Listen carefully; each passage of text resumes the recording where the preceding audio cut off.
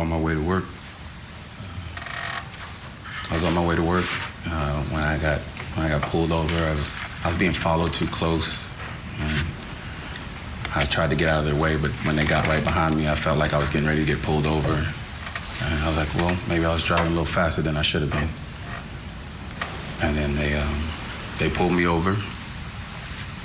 I went through their necessary procedures, told me I had a warrant for my arrest, and I was a little shocked. And then they pulled me out of the car, handcuffed me, and put me in the back of the patrol car. When they pulled you over and said you had a warrant for your arrest at that point, did anyone tell you what that warrant was for, specifically? No. Okay. Did you know what it was for? I had an idea. What was your idea? This situation that we're here today. So it had been some years. When you say the situation, you're referring to the killing of Fabio Sementilli? Yes. Okay. In the intervening years, though, had you ever had any problems with law enforcement from January of 2017 until the time that you were pulled over on October 2nd of 2024? No, ma'am. After they arrested you, they put you in a patrol car, and did they take you to the Washington or the Vancouver Police Department? Yes, ma'am. When you got there, then were you given the opportunity to speak to some detectives? Yes, ma'am. Are they right here in court, Detective Byers and Farrell? Yes, ma'am. Did they put you into then a cell, locked into a cell with another person inside? Yes, ma'am. Did that person appear to you to be an inmate, or I should say somebody that, when I say inmate, somebody that also is in custody? Yes, ma'am. Did he introduce himself as Willie Boyd? Yes, ma'am. Can you kind of tell us what occurred when you first got into the cell, how you met this individual inside? He kept talking to me. I didn't want to talk to nobody. And what was he talking about?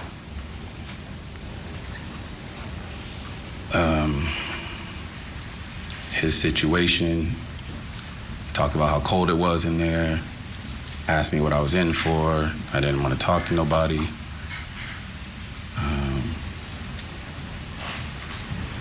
And what's going through your head at this time?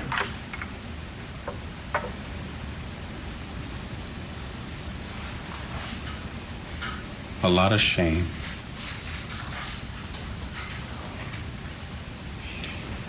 Lots of shame. But I also don't know.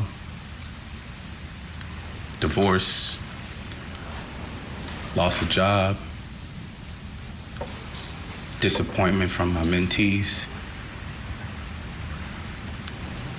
how many people I've hurt because of this. Just a lot. A lot to process. Okay. And as you're absorbing this, somebody's trying to talk to you, so did you know at that time that it was an undercover person that was placed there by the detectives? No, not at the time. At some point then, did Detective Farrell come to the door of the cell that you're in and tell you for the first time that it was a warrant for a homicide out of Los Angeles? Yes, ma'am. Did you know what he was talking about at that time then? Everything kind of started coming back to me. I had forgotten a lot up until that point. Do you remember what Detective Farrell told you at the very beginning?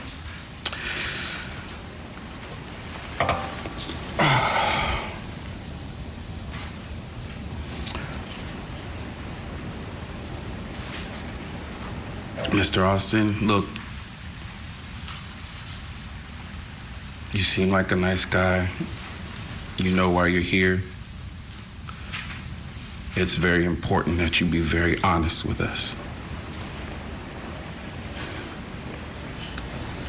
And then I remember him showing me pictures.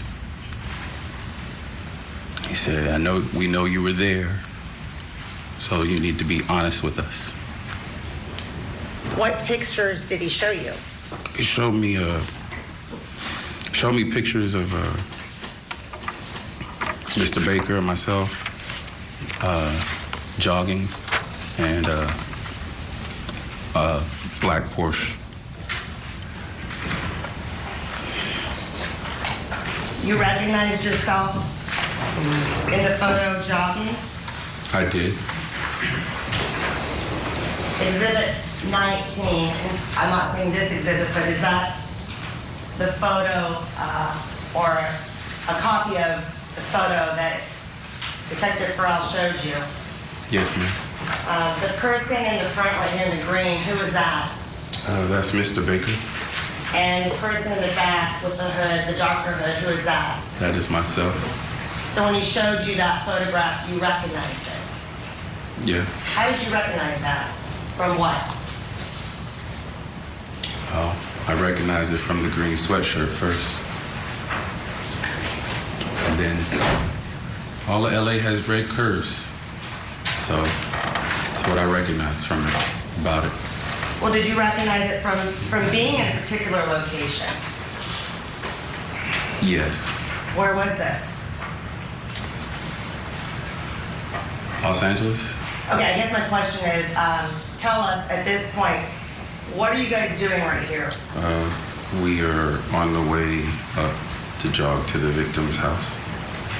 And do you have a knife at this point? I did. To your knowledge, does Baker have a knife at this point? He did. And what were you going up to the victim's house to do at this time?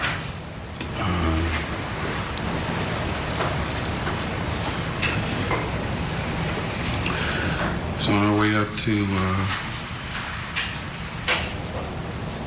he was on our way up to her, to kill him. To kill him, yeah. Let's kill him.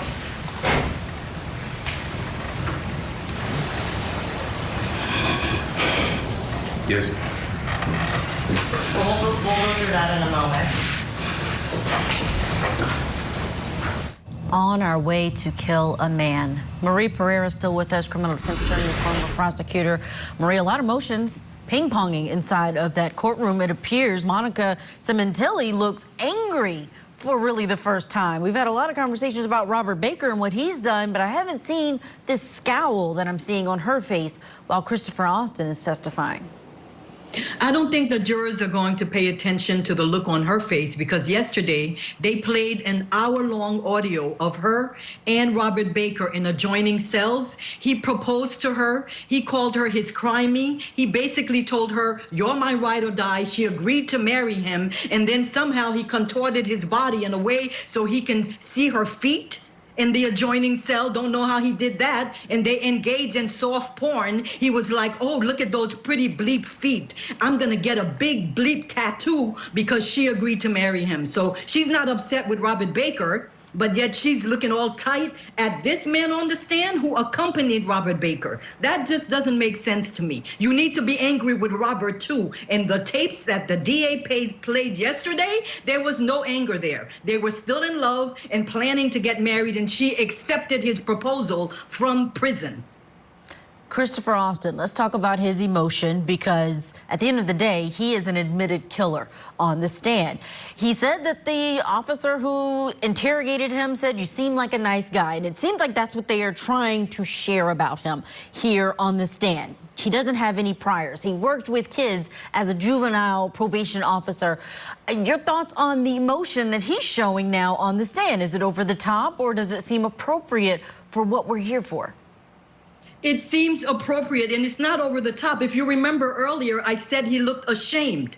And he said exactly that. I felt ashamed of the people I hurt, what I did. He seems very credible. Even though he's a murderer, he seems like, you know what? He accepted what he did was wrong. He took another man's life, and I think it's going to help the jurors believe him. But let's stop right here. We still have not connected Monica to him. And this is what we're here for, to show that she was in on it. It wasn't just him and Baker, it was him, Monica, and Baker who made up the plan to go to the house and murder him. That's what we're here for, so they need to connect the dots. We're listening for pins and needles. We're listening for the word Monica. We're going to step aside and get to our break, but when we come back, Christopher Austin is going to talk about Robert Baker to the investigators that just arrested him. This was all back in 2024.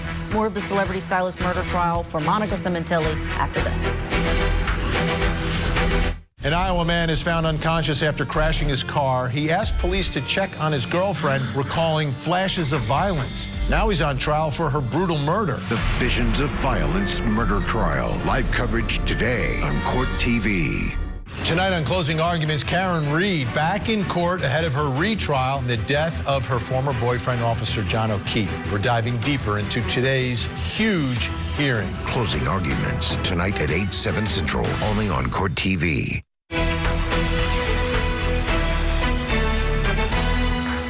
Back to California, we are watching a courtroom where the celebrity stylist murder trial is going on for defendant Monica Sementilli. She's a wife who's charged with conspiracy to kill her 49-year-old husband, Fabio.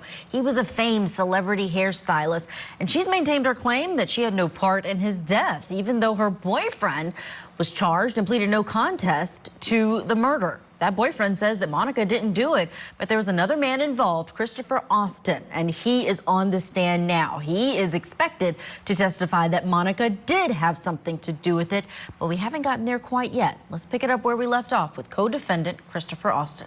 Also, this is page 9 in the corner. The first one was page 7 in the corner on exhibit 19. This Porsche, is this a photo that Detective Farrell showed you as well when you said a Porsche? Yes, ma'am. Okay. What's depicted here? Did you ride in that Porsche? Yes, ma'am. Seeing that photo right there, are you in that car at that time? Yes, ma'am. Where were you seated? In the passenger seat with my head down. Who was driving the car? Mr. Baker. And when is this in time? What's happening here? He's driving away. Away from what?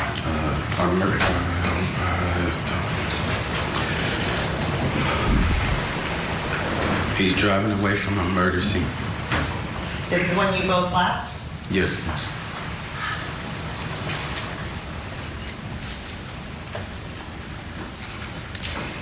After Detective Farrell showed you those photographs, then, did you remain in the cell to think about what he had just shown you? Yes. Did you then talk to your cellmate at that point about anything? A little bit. What did you tell him? Or what did you say? He asked me, he started asking me a barrage of questions. And then he asked me was I was there, and I was like, yeah, I was there.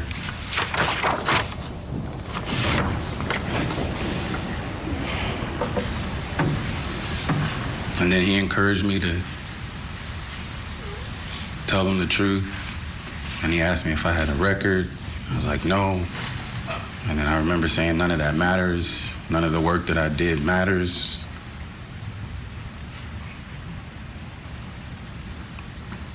Did he ask you if you recall about any of the other people involved in this? Yeah, he asked me, but I didn't want to say too much because I didn't know I didn't know why he was asking me so many questions. He was trying to be my friend or something like this. It's not a situation we need to be friends about. I remember saying that, I was there, and he was like, who's the other dude? And told him who he was. Who did you tell him it was? Mr. Baker. Well, do you know if you used that name at the time?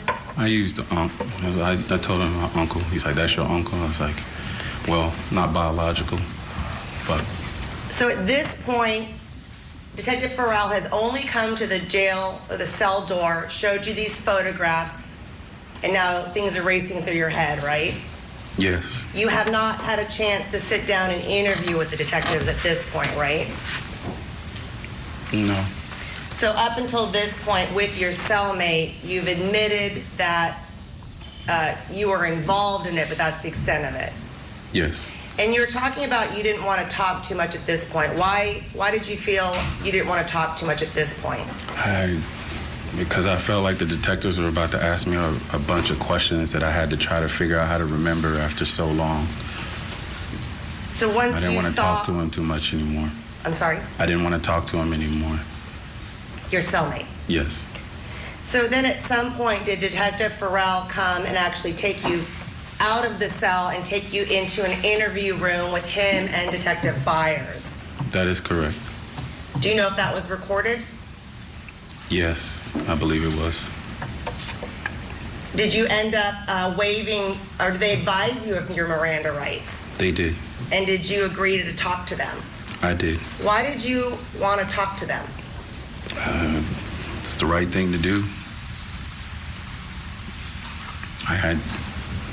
It's the right thing to do. I feel like you come pick me up on my way to work. You know something, so there's no point in playing around with them anymore. Okay. Did they ask you first, I'm going to give you some topics, did they ask you anything about burner phones? They did. And what did you tell them? I told them I had one at one point. When did you have a burner phone? In 2017.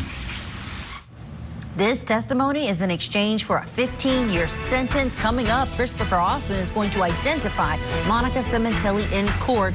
Plus, we're also going to get an update from Kelly Craft on the birthday party murder trial for Marcella Chedester happening in Michigan. Stay with us. This is Court TV Live.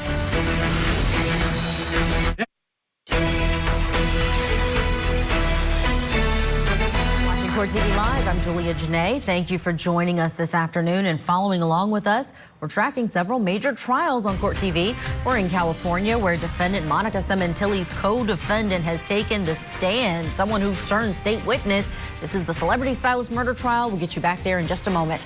And in Michigan, it's day 2 of testimony for a woman accused of crashing her car into a kid's birthday party. She said she was having a seizure, but prosecutors say she was drunk. And in Iowa, jury selection is underway for a man accused of killing his girlfriend after he told police he was having, quote, visions of violence. When opening statements start in that case, we will take you there to Iowa versus Hall. But right now, we're going to go back to California, where we're hearing from Monica Sementilli's co-defendant, Christopher Austin. He is telling this jury about agreeing to kill Fabio Sementilli, and he's just been clearing up what happened after he was arrested in 2024. That was 7 years after the killing. And did you also go through then the facts of what occurred that day on January 23rd, 2017? We did. They asked you a lot of questions, you answered? I did. Did you tell them the whole truth during that interview? Not entirely. What was not the truth? Just the details of it. Why didn't you tell them everything at that point? Because I felt like I felt like I said too much. I needed an attorney. So at a certain point, you interviewed with them for a while, right? I did. Did you tell them that you were actually involved in the actual killing of Fabio Sementilli? I did. Did you tell them what your role was as far as participating in the crime? I did. What did you tell them? I told them I was there. I told them that I helped. I told them that I stabbed him once. That I stabbed him once. That's what I told him. So you admitted your role in the crime, and then, but at this point, you didn't give every detail. Is that fair? Yes, ma'am. Were you put back in the cell then with that undercover agent? I was. And did you start talking to him now? Yeah. Why did you start talking to him now? Because I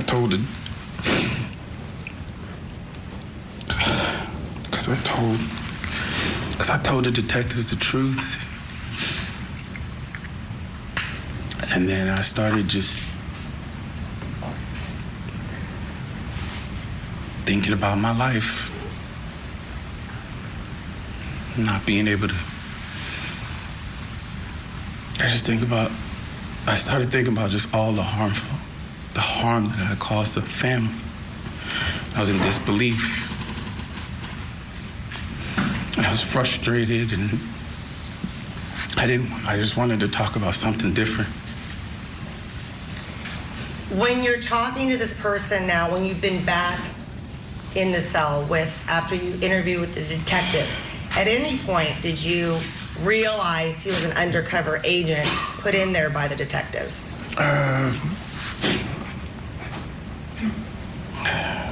Not till they took me to jail. I replayed everything, and that's when I realized he was undercover, or might have been. He left shortly after.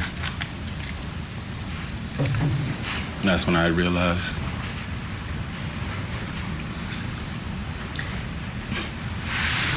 While you were in the cell with him then, after the interview then, did you feel comfortable then talking to him a little bit more since you had now interviewed with the detectives? Thorough. Comfortable is a strong word. I just felt the need to just talk to somebody. It's just in my nature to have a conversation. Did he ask you about, and again, is he asking you questions about the crime? Yeah. Did he ask you how the victim died? Yeah. What'd you tell him? I told him what I told the detectives. What is that? That he was stabbed. Did he ask you if you stabbed him? He did. What'd you tell him? Once. Did he ask you who stabbed him the rest of the times? Yeah. What'd you tell him? I told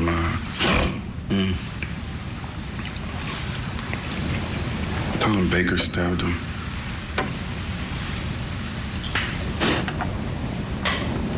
Now, did you tell him what the plan was from the beginning? I believe so. What'd you tell him? I believe he was told I was told that you're supposed to go rough him up, but that didn't happen. Okay. But was that the plan? No. What was the plan? Plan was to have him killed. When you told your cellmate the plan was to go rough him up, then why didn't you tell your cellmate what the real plan was? Why did you lighten the story, let's say? Well, a total stranger be telling my skeletons to. Didn't want to. Did you tell them who was involved, this cellmate? Did you tell him who was involved in it, or did he ask you who was involved in this? He asked. I remember him asking a lot of questions. Okay. What did you tell him? I told him Baker and the woman he was messing with was involved. The woman he was messing with, do you see her in court? Yes. Can you please identify where she's sitting and what she's wearing? To my far right, white blouse, gray suit. Indicating the defendant.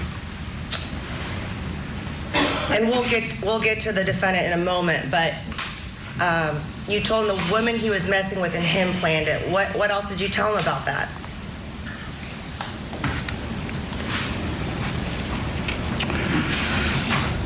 I told him. I don't know, counsel. In the cell with the Perkins agent, the undercover agent. What else did you tell him? I told him some money is supposed to be involved. She was supposed to get a lot of money if we did it. Excuse me. Sorry. Did you specifically mention at this time to that undercover agent that it was actually insurance money?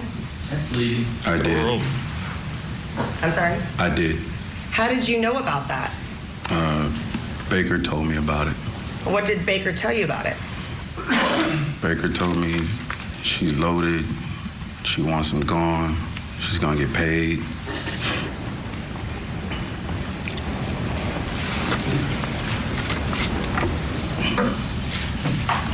The detectives, they never asked you about insurance money, right? During the first interview. Sustained? Did the detectives ever ask you about insurance money during the first interview? No. So this was something that you freely volunteered to the undercover agent the day you were arrested?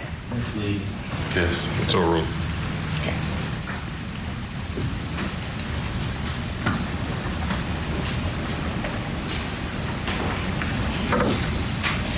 Did the agent say to you, to me it sounded like it's the bitch who planned everything? Do you remember him saying that to you? Yeah. What'd you say? She knew about it. She did. When did you find out about the insurance money? Baker told you about it. When did you find out about it? After or before.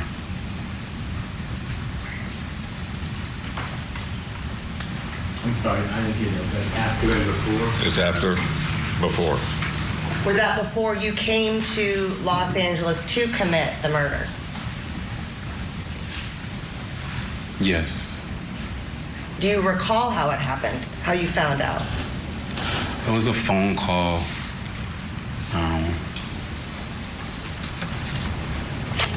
It was a phone call.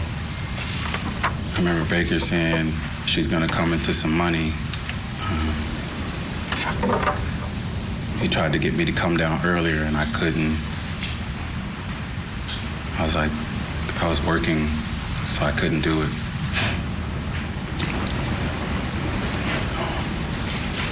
I was trying to avoid it, so I didn't think he would worry about it anymore. What year and month was this, if you remember, this conversation? Maybe December, around the December time. Of 2016? 2016. All right. While you're in this cell then, you talked about money. Did you tell the agent if you were promised any money or any reward for doing this?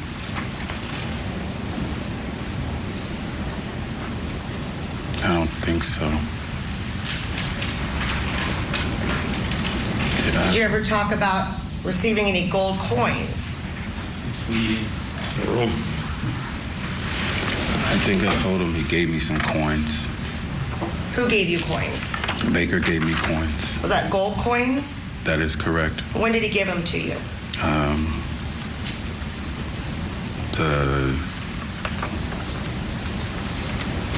He gave them to me just before I got out at the bus station.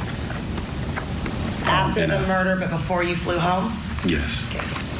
And then again, this is still while you're in the cell with the undercover agent, did you tell him then that you left right after? Yes. What did you tell him about leaving the scene? And this is what you recall telling the agent about leaving the scene after the murder had been committed. I remember telling him it happened, and I had to get up out of there. And Baker dropped me off at the bus station to catch it right back to the airport, and I flew back. And did you tell this undercover agent that when you left after the murder, you left in that Porsche? Yeah, we left in the Porsche. We're going to go back through this, but I want to ask you some specific questions then about the defendant who you identified in court. Do you recall when you first met her?